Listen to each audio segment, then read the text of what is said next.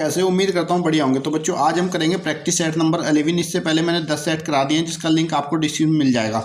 और कौन सी बुक से अच्छी तैयारी करें उसका लिंक भी डिस्क्रिप्शन में है। और ये सारे सवाल आज की क्लास में हम लोग करने वाले हैं, ध्यान से देख लीजिए, कंप्लीट वीडियो देखिएगा जिससे आपको कोई भी पेपर में प्रश्न छूटना ना चाहिए। और इसी तरह के सवाल आपके आते हैं। जो खंड खा होता है वो आपका अंगणित परीक्षण का ही होता है और इसमें टोटल आपको 20 सवाल करने होते हैं, 41 से लेकर 60 तक के। तो ये सारे क्वेश्चन जो आपको स्क्रीन पर दिखाई दे रहे हैं, ये सारे के सारे सवाल आज हम लोग जो है हल करने वाले हैं। और इसी पार्ट के ऊपर आपका सिलेक्शन निर्भर होता है। खंड खा जो अंगणित परीक्षण है इसी के ऊपर आपका सिलेक्शन निर्भर करेगा। अगर आपने ये वाला भाग अच्छे से कर लिया इस पेपर का तो समझो आपका सिलेक्शन 100% पक्का हो जाएगा। चलिए देखते हैं, शुरू करते हैं सवाल। और अगर कोई डाउट है तो आप इस नंबर पे मुझसे कांटेक्ट कर सकते हो व्हाट्सएप पे। और सिर्फ वही लोग हार मानते हैं जो कोशिश करना छोड़ देते हैं। तो चलिए फिर से करते हैं एक नई कोशिश अपनी मंजिल की ओर। देखिए बच्चों, प्रश्न में पूछा गया है वह संख्या क्या है जिसका दहाई का अंक 7, इकाई 7, सैकड़ा व इकाई का अंक 0 तथा हजारवें स्थान पर 5 है। तो वो संख्या क्या होगी आपको ये बताना है।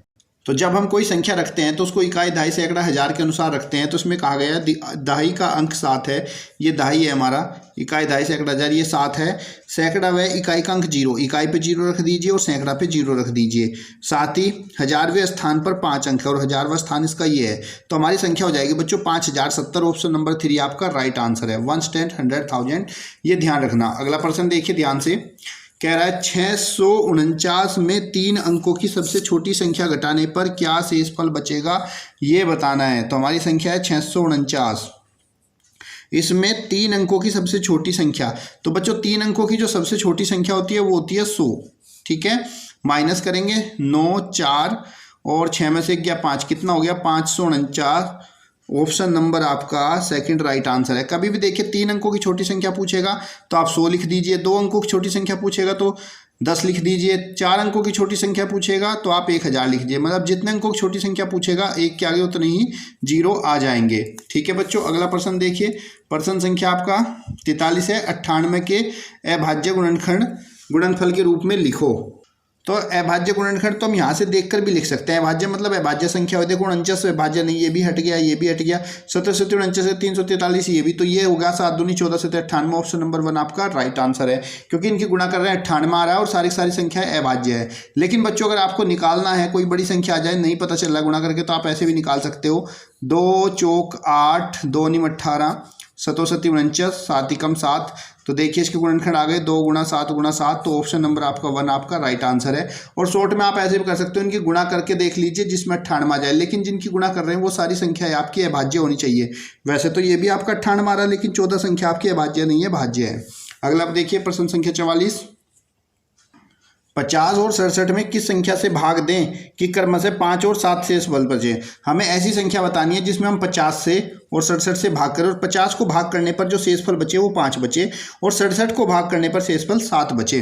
तो उसके लिए हम क्या करते हैं बच्चों, जो भी हमारा इनका क्रमशः शेषफल है इसी को हम माइनस करेंगे। 50 में से 5 को माइनस करेंगे आपका 45 आ जाएगा और 67 में से इसके शेषफल को माइनस करेंगे आपका 60 आ जाएगा। उसके बाद जो भी दोनों संख्या बची इन दोनों संख्याओं का हम मासा निकाल लेंगे। मासा निकालने के लिए हमें इसके अभाज्य गुणनखंड करने होंगे। 45 का करते हैं, 3 एकम 3, 3 पंजे 15 और 3 पंजे 15 और आपका 5 एकम 5। इस तरीके से हम 60 के अभाज्य गुणनखंड करेंगे बच्चों। 2 तिया 6, 2 से 15 और 3 पंजे 15 और 5 एकम 5। यहाँ पे बच्चों हमारे पास अभाज्य गुणनखंड आ चुके हैं 45 के और 60 के दोनों के। तो हम इन दोनों अभाज्य गुणनखंड की तुलना करेंगे। देख लीजिए हमारे 45 के क्या क्या आए हैं।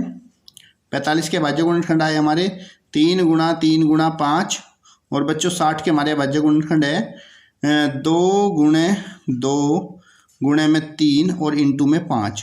अब बच्चों हमारा जो मासा होता है, मासा वो संख्या होती है जो दोनों में कॉमन होती है। तो यहाँ पे देख लीजिए 3 जो है हमारा दोनों में है, तो मासा हमारा 3 जो है दोनों में है और 5 भी हमारा दोनों में है। तो 5 तिया 15, तो वो संख्या हमारी 15 हो जाएगी। ऑप्शन नंबर 4 आपका राइट आंसर।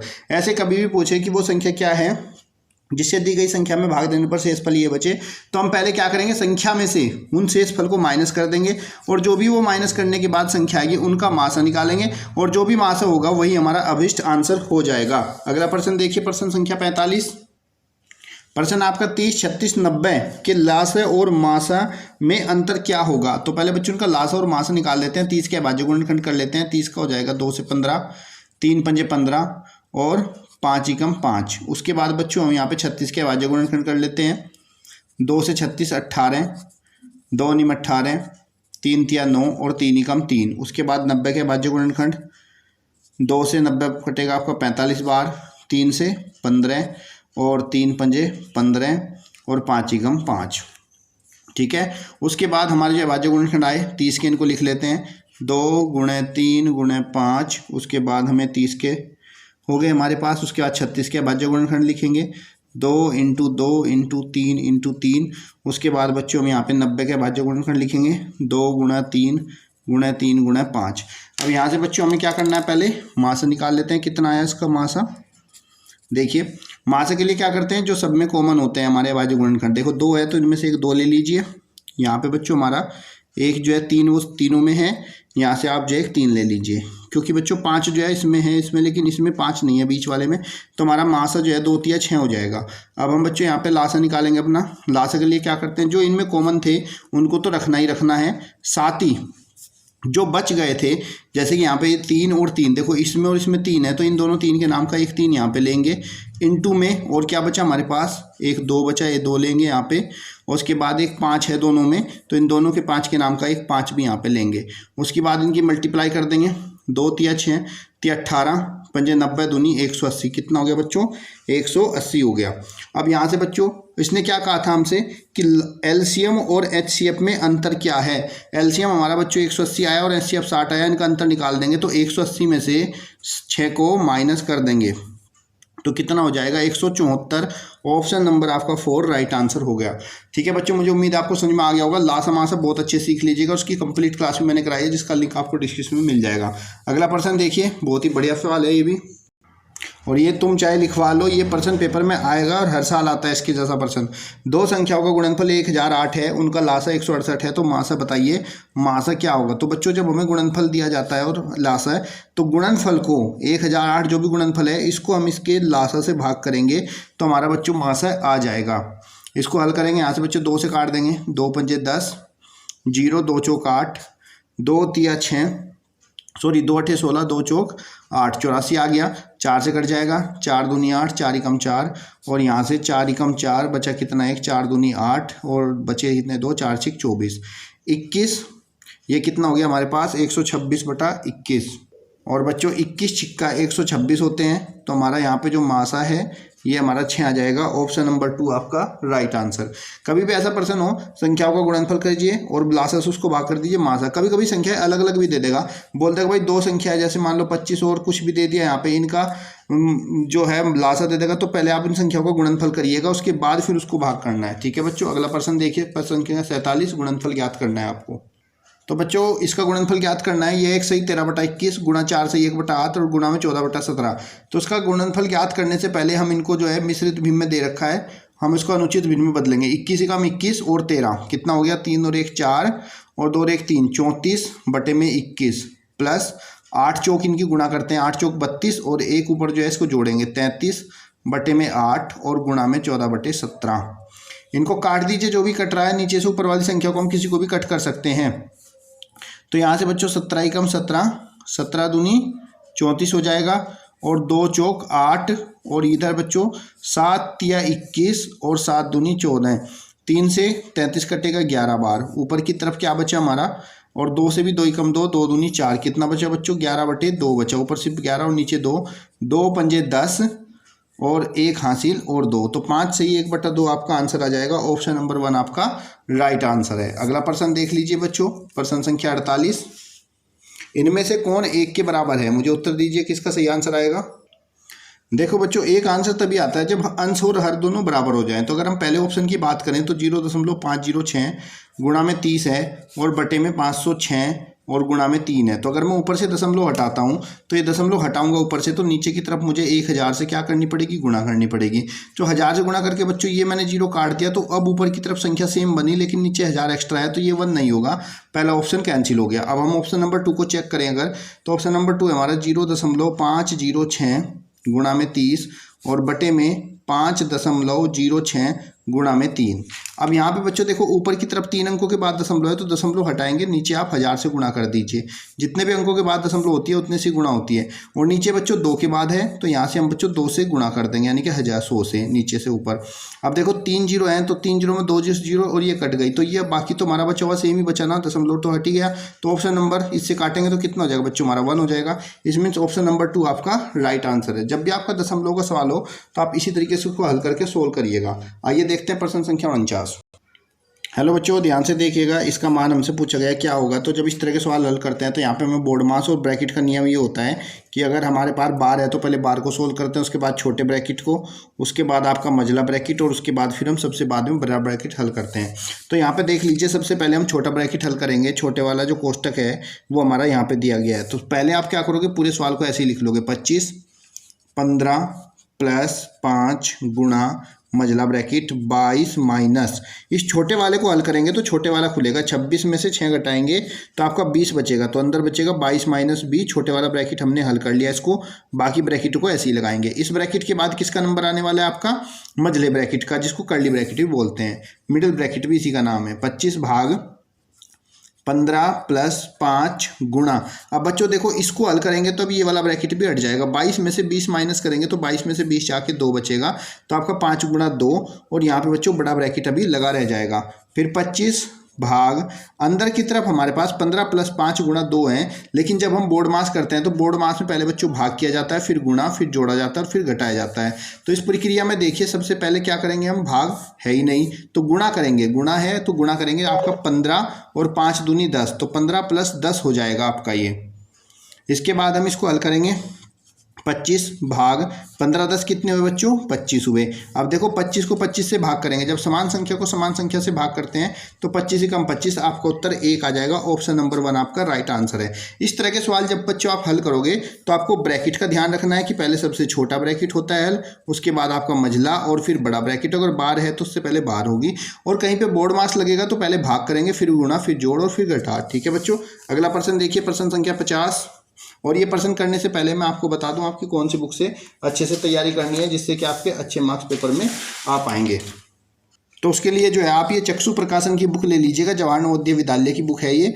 और ख़ास बात यह है, जवाहर नवोदय विद्यालय समिति द्वारा ही संचालित है ये वाली किताब। इस किताब के अंदर आपको 25 से विकल्प, 6 प्रैक्टिस सेट और 10 मॉडल पेपर मिलेंगे, और सारे वही क्वेश्चन हैं जो नए सिलेबस पर आधारित हैं। साथ ही बच्चों आप इसका प्रैक्टिस सेट ले लीजिएगा, और ये प्रैक्टिस सेट जो है इसमें आपके 1800 विकल्प है, 20 प्रैक्टिस सेट, 5 सोल पेपर है 2019 से 2023 तक के। और अगर आप इनको लगा लेते हो तो आपका 100% जो है सिलेक्शन होगा। ये बुक आपको नज़दीकी बुक सेलर या फिर अगर ऑनलाइन चाहते हो तो नीचे लिंक डिस्क्रिप्शन दिया है, वहाँ से आप ले लीजिएगा। ठीक है बच्चों, चलिए अगला प्रश्न देखते हैं। बहुत ही इंपॉर्टेंट प्रश्न है, प्रश्न संख्या 50, पढ़ो इसको। एक रेलगाड़ी 6 घंटे 30 मिनट की यात्रा के बाद अपने निर्धारित गंतव्य पर रात्रि 9 बजे पहुंची। उस रेलगाड़ी ने कब चलना प्रारंभ किया था, ये हमें बताना। भाई एक गाड़ी जो है रेलगाड़ी रात में पहुंची, ये गाड़ी रात में किस टाइम पहुंची, ये गाड़ी 9 बजे। और रात का जो टाइम होता है उसको बच्चों पीएम बोलते हैं। और पीएम टाइम को अगर मुझे घंटों में बदलना हो तो मैं क्या करता हूँ, उसमें 12 घंटे प्लस कर देता हूँ। तो 0 0 12 9 9 2 11 2 21 बजे पर ये पहुँची। लेकिन ये कितने घंटे का सफ़र किया था, 6 घंटे 30 मिनट का सफ़र किया था। हमें बताना कितने बजे इसने चलना शुरू किया था, यानी कि 21 बजे से पहले कितने बजे चलना शुरू किया था। तो इसने लगाया 6 घंटा 30 मिनट, तो रात को 21 घंटे पर ये पहुंची। हम क्या करेंगे, 21 घंटे में तो 6 घंटे 30 मिनट को माइनस कर देंगे। अब जब हम इसको माइनस करते हैं बच्चों तो इधर वाला जो भाग है ये हमारे घंटे का है और ये वाला भाग हमारा मिनट का है। तो हम जैसे नॉर्मली माइनस करते हैं कैरी लेके, ऐसे तो नहीं कर सकते क्योंकि ये तो हमारे घंटे हैं और ये हमारे मिनट हैं। तो जब 1 घंटा इधर से इधर कैरी लेंगे तो 1 घंटा मिनट वाले क्षेत्र में आके 60 हो जाएगा, और इधर जहाँ 21 घंटे थे उसकी जगह पे यहाँ पे बच्चों 20 ही घंटे रह जाएंगे। अब हम 60 मिनट में से 30 मिनट को माइनस करेंगे तो 30 मिनट बचेगा, और 20 में से 6 को माइनस करेंगे, 10 में से 6 गए, कितना बचा 4, और इधर बच्चों 1। तो कितने बजे चली है, 14:30 बजे ये हमारी जो है ट्रेन थी वो चली थी, दोपहर के 14:30। अब 14:30 जो है इसको हम फिर से अपने PM AM के टाइम में बदलेंगे। तो ये 14:30 है, इसमें से 12 फिर से आप माइनस कर दीजिए। 12 घंटे माइनस है 0 3, 4 में से 2 गया 2, 1 में से गया 0। तो 2:30 बजे चली थी ये अपराह्न, यानी कि दोपहर को 2:30 पर ये ट्रेन चली थी। ऑप्शन नंबर आपका 3 राइट आंसर हो गया। कभी भी बच्चों आपका टाइम आए तो उसको आप टाइम को घंटे में बदलिए। अगर PM है तो 12 जोड़ दीजिए, AM है तो उसको ऐसे ही रहने दीजिएगा। अगला प्रश्न देखिए, 729 का वर्गमूल क्या होगा। तो 729 का वर्गमूल निकालना है, 729 और वर्गमूल का निशान लगाइए। वर्गमूल निकालने के लिए हमें करने होते हैं अभाज्य गुणनखंड। 729 के अभाज्य गुणनखंड करेंगे। 3 दूनी 6, 3 चौक 12 और 3 तिया 9, 3 अट्ठा 24, 3 एकम 3, 3 दूनी 6 बचे 2, 3 नम 27, 3 सते 21 सॉरी 3 सते 21, 3 नम 27, 3 तिया 9, 3 एकम 3। यहाँ से बच्चों हमने सारे अभाज्य गुणनखंड कर दिए हैं। अब जब हम वर्गमूल निकालते हैं तो जो भी हमारे अभाज्य गुणनखंड होते हैं उनमें जोड़े में से एक एक लेते हैं, इनका जोड़ा बना लेते हैं पेयर बना लिया। इस पेयर में से एक 3 आएगा, इस पेयर में से भी एक 3 आएगा, इस पेयर में से भी एक 3 आएगा। 3 तिया 9 तिया 27, तो जो 729 है इसका वर्गमूल 27 होगा। ऑप्शन नंबर 2 आपका राइट आंसर। कभी भी आपको वर्गमूल निकालना हो तो दी गई संख्या के अभाज्य गुणनखंड करने हैं, उनका जोड़ा बनाना है और जोड़े में से जो जो संख्या आएगी उसमें से एक एक संख्या आपको लेके गुणा कर देनी है। अगला प्रश्न देखिए, बेहतरीन प्रश्न है। 5 कलम का मूल्य 15 पेंसिल के मूल्य के बराबर है, तो 90 पेंसिल के बदले कितनी कलम ली जा सकती हैं। तो बच्चों ये ना हमारा अनुपात का क्वेश्चन है। कलम और क्या है, पेंसिल। कलम पेंसिल का अनुपात, समानुपात लिखो, कलम और पेंसिल। ठीक है बच्चों, ऐसे लिख लो पहले आप इसको। कितने 5 कलम हैं और ये 5 कलम जो है 15 पेंसिल के बराबर हैं। तो इसी प्रकार से कह रहा है 90 पेंसिलों के बदले कितनी कलम ली जा सकती है। तो देखो जहाँ कलम है वहाँ पे कलम ही रखना है। कितनी कलम ली जा सकती है हमें ये बताना। तो मान लो x कलम ली जाएगी किसके, 90 पेंसिलों के बदले में। आपको पता है बाहरी पदों का गुणनफल बराबर अंत्य पदों के गुणनफल के बराबर होता है।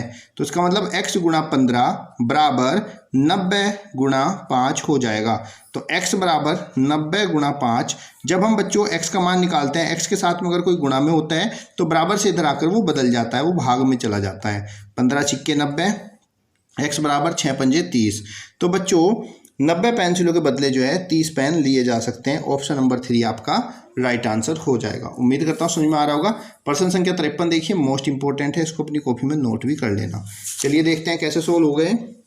प्रश्न में क्या क्या है, x का क्या मान होगा यदि x का 50%, x का 50% मतलब x गुणा 50/100 प्लस 75 का 16%, 75 गुणा 16/100 बराबर कितना है, 16 है। तो x का मान क्या होगा। तो हमने इसको हल करेंगे। यहाँ पे बच्चों हल करेंगे। 50 दूनी 100, 25 तिया 75, 25 चौका 100 और 4 से 16 काट देंगे, 4 चौक 16। तो कितना हो गया बच्चों, इधर हमारा x/2 प्लस 4 तिया 12 बराबर कितना, 16। x/2, ये जो हम 12 है हमारा प्लस है, इधर से आके क्या हो जाएगा, माइनस हो जाएगा। तो यहाँ से बच्चा हमारा 16 माइनस 12, x/2 बराबर 16 में से 12 गए कितना हुआ, 4। 2 की तिरछी गुणा हो जाएगी इधर, क्योंकि यहाँ बटे में इधर आके गुणा में होगा। x बराबर 4 दूनी 8। तो x का मान हमारा कितना हो जाएगा बच्चों, 8 हो जाएगा। ऑप्शन नंबर 2 आपका राइट आंसर है। आइए देखते हैं प्रश्न संख्या 54। एक खिलौना ₹10 प्रति दर से खरीदा गया, यानी कि खरीदा गया, इसका कॉस्ट प्राइस है, क्रय मूल्य है हमारा, दे रखा है इसने ₹10 की दर से खरीदा और 9 रुपये प्रति दर से बेचा गया। सेलिंग प्राइस है इसका, विक्रय मूल्य है बोलते हैं जिसको, ये कितना है, 9 रुपये है। तो कह रहा है कि इसको कितने हानि प्रतिशत होगा ये बताना है। तो बच्चों देखो महंगा खरीदा सस्ता बेच गया तो इसको हानि हो गई, यानी कि इसको लॉस हो गया। और हानि बराबर क्या होता है, क्रय मूल्य माइनस विक्रय मूल्य। 10 में खरीदा था, 9 का बेचा, तो उसको 1 रुपये का क्या हुआ, नुकसान हुआ। हमसे पूछ रहा है इसका हानि प्रतिशत क्या होगा, लॉस परसेंटेज। तो हानि प्रतिशत निकालने के लिए बच्चों क्या होता है, हानि बटे में क्रय मूल्य और गुणा में 100। हानि कितने की हुई बच्चों, इसको 1 रुपये की हानि हुई, किस पर, क्रय मूल्य क्या था 10 पर, गुणा में 100 कर देंगे, 10.100। तो कितना, 10% की इसको हानि हो गई। ऑप्शन नंबर आपका फर्स्ट राइट आंसर हो जाएगा। ठीक है। और अगर आपको लाभ प्रतिशत निकालना हो तो उसके लिए क्या करते हैं, लाभ बटे क्रय मूल्य, बस ध्यान रखना है क्रय मूल्य